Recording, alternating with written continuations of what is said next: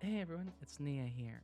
So, a lot of you have asked me for an updated Blender guide with some of the new tips and tricks that I have learned. And I figured that I could definitely do that for y'all. So, with that being said, here we go. One, if you don't have Blender, I recommend being on Blender 4.1 specifically because of the way the shading nodes and the way that textures are applied in Blender 4.2 and onward. Um, if you want to learn that system, there are plenty of guides on YouTube that can teach you how to use the new updated system. However, I'm using Blender 4.1. If you don't know how to access Blender 4.1, you can go to your Steam library, go to Blender itself. You can go over to here, go to Properties, go down to Betas, and choose Blender 4.1 Stable. Once you've installed Blender and you have it launched, you're going to launch into a starting scene like this. In order to rotate the camera in Blender, you're going to use your middle mouse button. You click and hold that and you just drag your mouse and that lets you rotate around. If you hold shift while doing that same motion, you can go ahead and pan. To zoom in and zoom out is just your scroll wheel. Simple as that. Now, there are a few things here that we want to go ahead and do first off before we really kind of dive a lot into Blender and dive into, a lot of our fun stuff. First, we're gonna go to the edit menu up here in the top left hand corner. Go down to preferences. You want to go down to the system down here. Set your undo steps here to 256. And if you have a GPU and then you plan to do rendering at some point, set your GPU running to either CUDA and or optics. Either works. I prefer CUDA. That's just the way that I render. Once you have that all set up, I'm going to talk about add-ons. Because add-ons are a very important thing when it comes to Blender and kind of modifying how your Blender works. I have an add-on here that I'm going to show you later how it works. In this case, we're going to be adding the Robust Weight Paint Transfer tool. You can find this tool here on Jinxie. Robust Weight Paint Transfer. It is a completely free product here. They have a good comprehensive guide. It shows you kind of how it works here. But I will show you though how everything here works when we're actually adding a few things. So let's get started. Once you have Robust Weight Paint Transfer downloaded, you go down to your add-ons section, you click install, and you actually install the zip file itself. You don't want to unzip the file. You install the zip file itself, it'll pop up here. Just make sure you click the little checkbox. When you do, it shows up here on this right hand side over here. Click Send. Send is our Robust Weight Paint Transfer tool. Now, when we're loading into a scene, we generally don't need the starting cube, light, and or camera. So we can go ahead and select these by either clicking each one, or while holding the shift key, you can select highlight everything. If you want to hold left control, you can actually individually select items as well. We're going to select all these, and since we don't need these, we're just going to press the X key to delete these items here. You can also just right click and do delete as well, or same thing over here. If you right click, it's not going to do anything, but if you are selecting everything over here and you just press X, it'll also delete it over there. Now, when you want to import your model into VRChat, you want to go ahead and go into our, let's see here, we want to go ahead and go into our downloads folder here. I'm going to go to my WickerBeast folder. And you want to find the model that's called an FBX file. There's a few things we're going to do here when importing. We're going to go down to here to armature and click ignore leaf bones. The reason why we're going to ignore the leaf bones is because they are basically bones that are added that don't actually do anything. So we actually don't need to have them added. So we have our WickerBeast here added into the project. And in order to snap to a view, personally, just because I like this, I have this little dial here. You just click aside and it'll snap you to an axis. It gives you a nice isometric view, and then you have your 3D view here. A few things that may help you when you're going to be fitting custom clothing and or doing anything in Blender is learning how to see the armature very easily. To do that, expand your hierarchy here on the right hand side and click armature. Once you've done that, go over to this little man called data, this little running man, and click viewport display. We're going to click in front. Some models are set up with the octahedral bones. You can change that to stick bones if you want, if that's something that you prefer, or you can go from stick to octahedral. Personally, I prefer octahedral. It's just how I see things. In order to hide the armature so it's not visible all the time, you just click this little eyeball here and your mesh will stay active. Same thing with the mesh, you can hide the mesh. When it comes to a avatar in Blender, we can't actually apply the materials. To apply the materials, you want to click on the mesh itself, and you want to go down to this little red ball called material down here. Here you're going to see all the materials that would actually show up inside of Unity. For example, we have bodies, eyes, horns, claw, floof, and so on and so forth. To apply these textures, we're going to go to the shading menu here at the very top.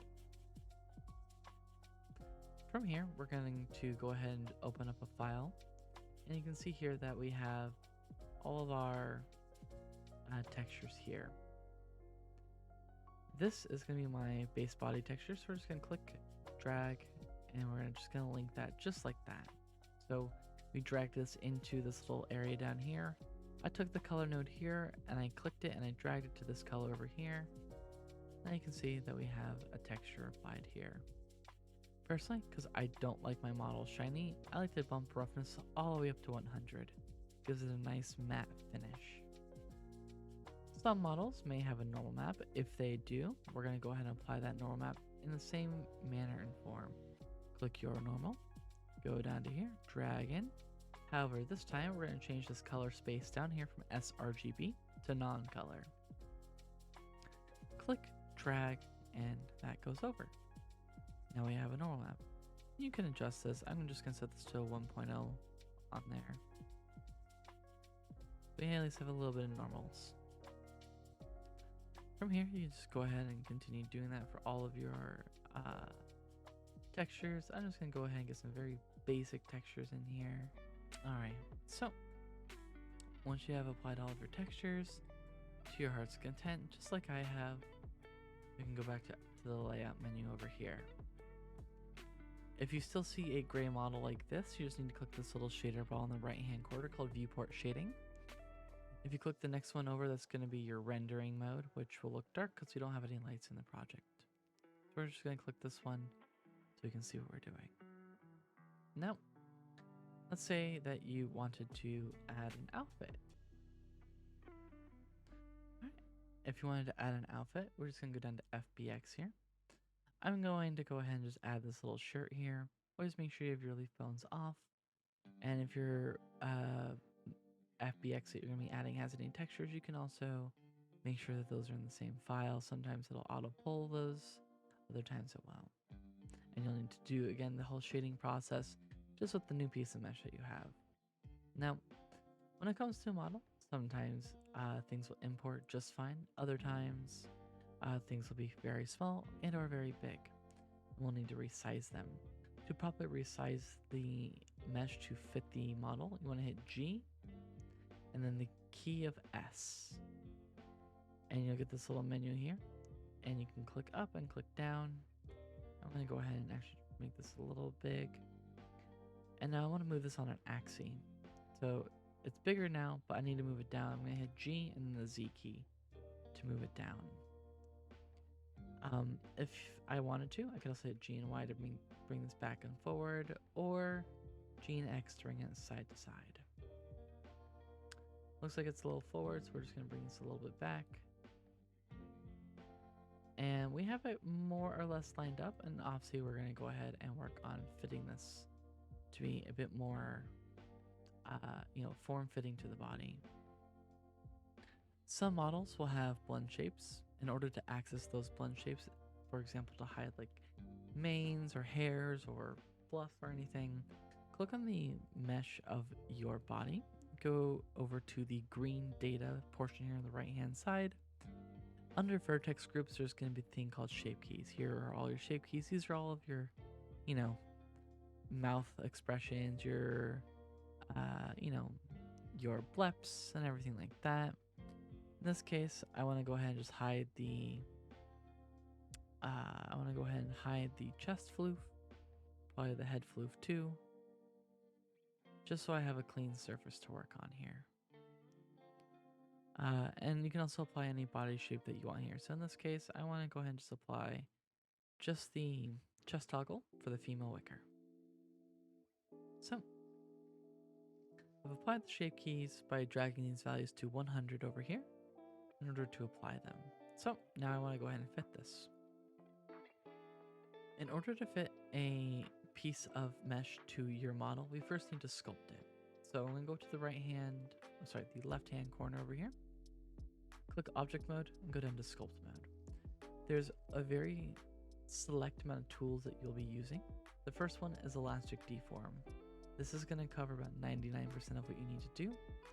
Now, for elastic deform, and this is just everyone's personal preference, I personally set my radius to a fixed value, like 109, 105, 112, somewhere in that range. And then I use my zoom in and zoom out to push and pull how much mesh I need to pull.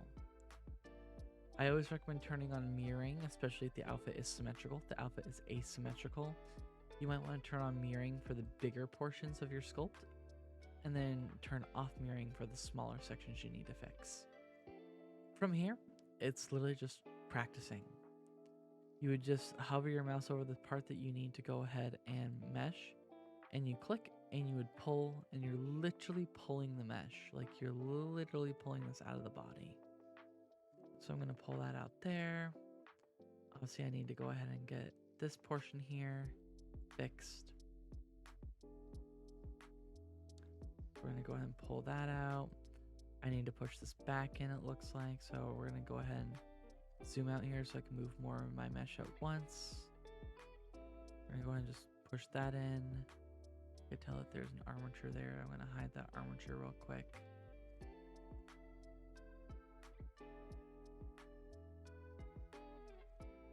Looks like the neck is probably okay. See, we need to fix a little bit of this back here, so we're just going to pull this back real quick. I could tell that we need to probably push this in a lot. So we can go ahead and push this in a bit. Sculpt this, form fit it to the body.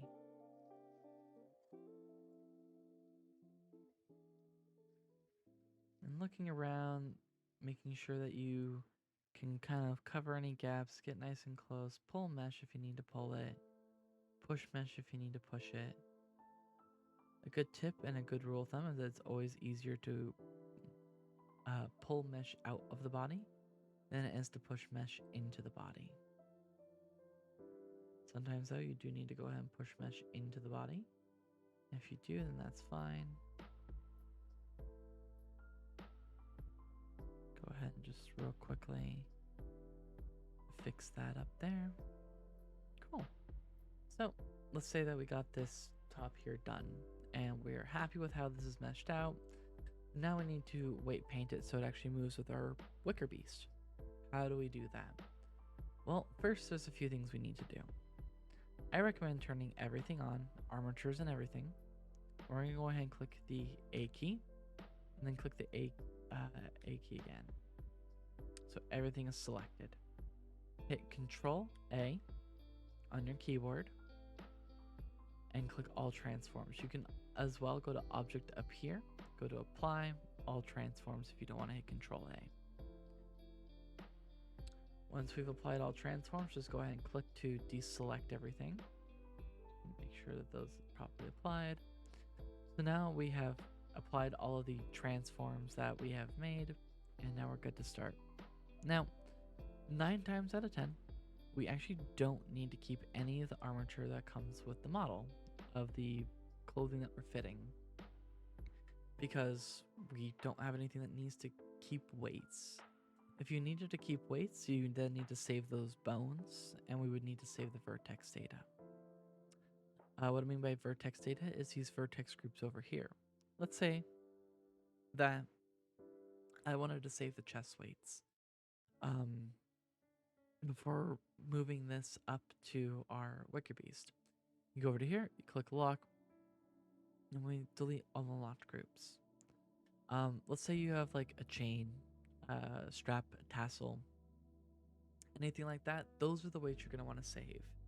Because any major bones, i.e., arms, shoulders, neck, head, chest bones, spine, hips, legs, anything like that are going to be on your base model, anyways. But anything that's like tassels, again, straps, chains, anything that has their own bone and weights assigned to them, those you will need to save and you will actively need to save those. What I mean by that is when you're going into here, let's say that we need to just preserve these chest weights, right? We'd have to delete all of these bones right here, but we would keep the chest bones in order to preserve those weights. And underneath the strap shirt, in this case, this is what I'm using, we would come over to here, and if we had the vertex data, we would go ahead and save those vertex groups. Now, I don't need to save anything here, so I don't need to save any vertex groups, but that's how you would save it. In this case, I'm just going to go ahead and delete those bones because I don't need to save them. From here, what we're going to do is we're going to highlight our mesh here for our outfit. We are going to make sure that we have the base body's armature shown, and we're going to select by shift. I'm going to hold shift when you're doing this, shift select the armature. You want to right click, parent, or you can hit Control P and go to armature deform with empty groups. That then moves this underneath our armature. Now, we don't have anything here, so I'm going to go ahead and just delete that real quick. Now, you're going to notice that these vertex groups has a whole bunch of stuff. However, these actually aren't weighted. We're going to go ahead and delete all of our unlocked groups. And this is where the robust weight paint transfer tool comes in. With our tool here, you want to make sure you click on send, and we're going to click the eyedropper here. This is going to define our mesh that we're pulling the weights from. In this case, we want to click the body. From here, in order to apply the weights to this top, we're going to highlight the top so it's this bright yellow and click transfer weights. When we do that, you can see that all of this right here shows up under the weight menu. And that will more or less 99% of the time get you your weights done. Now, in the event you run into an issue, I'll show you how to manually weight paint, but this will fix most of it. And you can see here that all in all, these are decent enough weights for what we needed to do, right? Obviously, you can go in here and fine tweak these with weights if you needed to fine tweak the weights and everything. But for right now, this is decent enough and it does what we need it to. Let's say that you are done doing all of your weights, you're done adding all the weights that you wanted to add, you are ready to export your model. I recommend going in and just undoing all the shape keys that you needed to hide. For example, I want to go ahead and unhide that head floof, but I'll keep the chest floof hidden. And let's say that this right here is ready to export. Most models when exporting are going to go up to here, File, Export, FBX. From here, you're just going to want to select whatever folder you want to go to. And we are going to be selecting the transform FBX all. Some models, some older models will use all local. Most models nowadays use FBX all. We're then going to go down to armature and click the add leaf bones so it's unchecked. Go ahead and title your FBX file and save that to your folder.